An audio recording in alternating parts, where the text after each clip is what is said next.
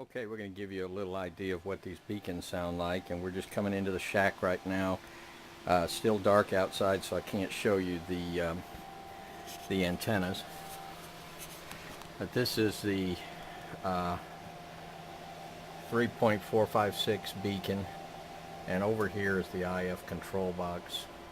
So you've got to have this switch on, because see, when you turn that off, you lose all power to the multi-position switch in here. So that's 3456. For instance, there's 5760, 10 gig. There's 2304. So at 3456, we're tuned right here at 382, which is 3456.382.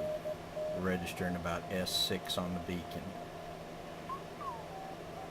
Okay, and that's on a bearing of 20 degrees, which is about right. Alright, so now we're going to switch over to 2304, and we'll find that beacon at about 253.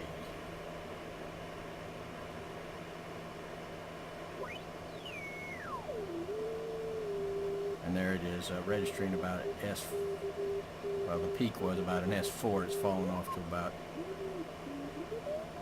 S3 there, but still a pretty good signal.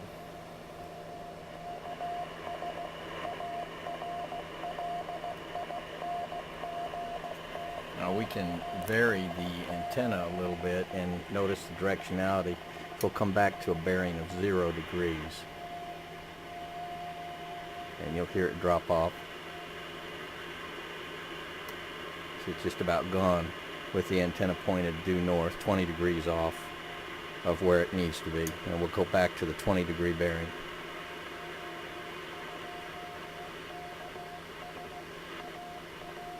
And there it is.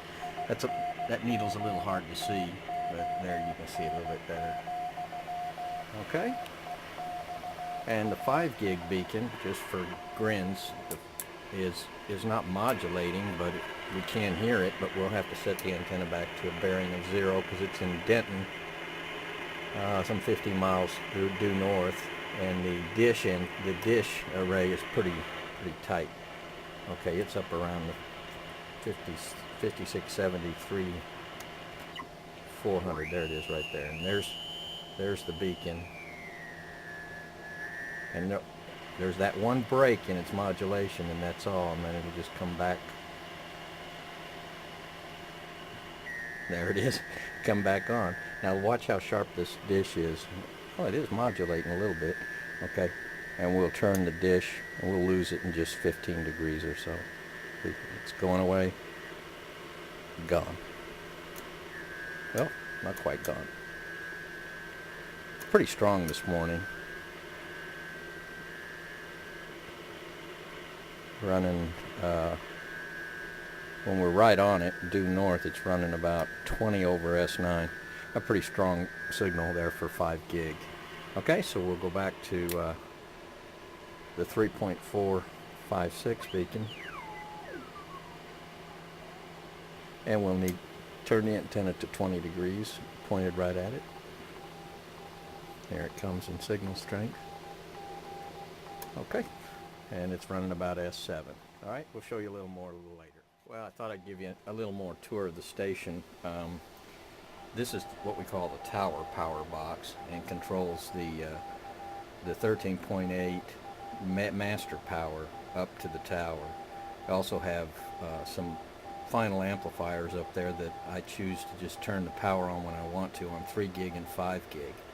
But the 10 gig amp is on all the time when you have the AC on. There's various voltmeters and probes here to get instrumentation down from the tower so that we can monitor things.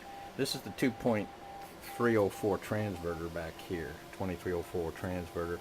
Here's the homebrew amp, running about 80 watts output. And a lot of this equipment is turned off right now. Like for instance, the 1296 amp. Turn that on, and it's about like a helicopter trying to take off here. So a lot of this gear is turned off. And here's a 10 pole filter we use on 2 meter EME right here. in order to combat the RF pollution. Here's a 4-pole filter we use on 222 megahertz.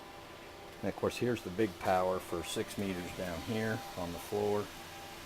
And then here's the big boy for 2 meters here, 8877 tubes. And then we come around here to the test bench, and this is where the baby plays on the floor. I put all that stuff up in the drawers, and then she takes it all out when she comes in here.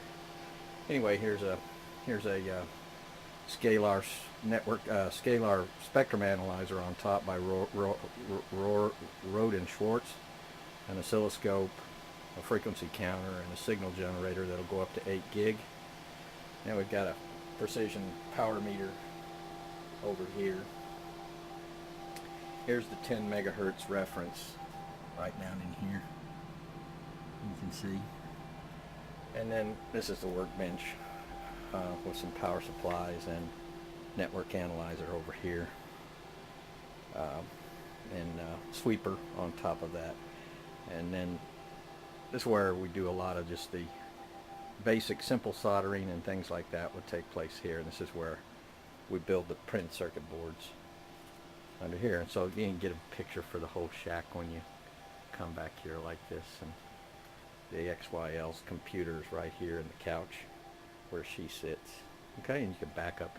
Actually got a little cubicle here for the kids. The light's turned off, but this is their little world, and they can come in here and mess around, and it won't be too far. But really what they like to do is just be right in Dad's lap, so they just come right into the shack and jump right in my lap. Okay, well, we'll take you for a tour to the antennas here in a minute when it's still dark outside. Okay, it's just sun up, so we're going to try to give you a view of these antennas.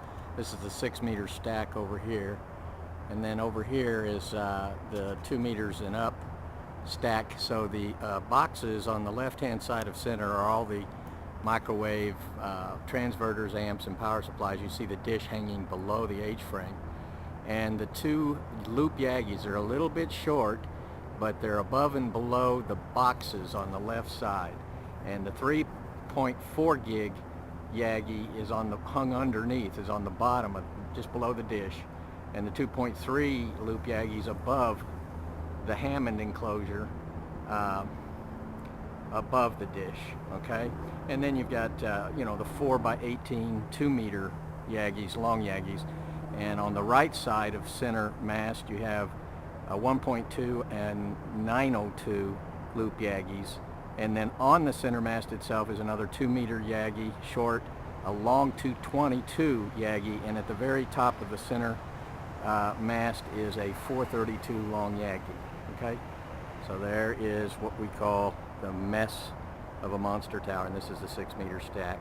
3 7-element Yagis. They're all on separate rotors. They were last positioned about to the northwest because of heavy winds, and they aren't really too centered. Anyway, and a quick view of the front yard. There's the new old Volkswagen for the daughter just learning to drive, and then the front street here, and coming around the circle drive to our vehicles. And Dee Dee's got a little sports car also that she drives, hidden behind these big elephant ear plants. So there's the quick tour that way, just at sunup, and we'll continue in a few minutes. And I thought I would give you a little perspective from the backyard potential too. This is sun coming up over to the east. This is passing through the north, and then we come back to the west this direction, and then we come around this big bush to the tower. This is the 6 meter stack right here, and by the way, nestled up there in the antennas above us is the moon. And so if we come up right under the tower, you lose a lot of perspective here, and you see all the delta between how all the antennas are pointed, and kind of hard to see very much of anything. But anyway, that's the way it looks from the ground level.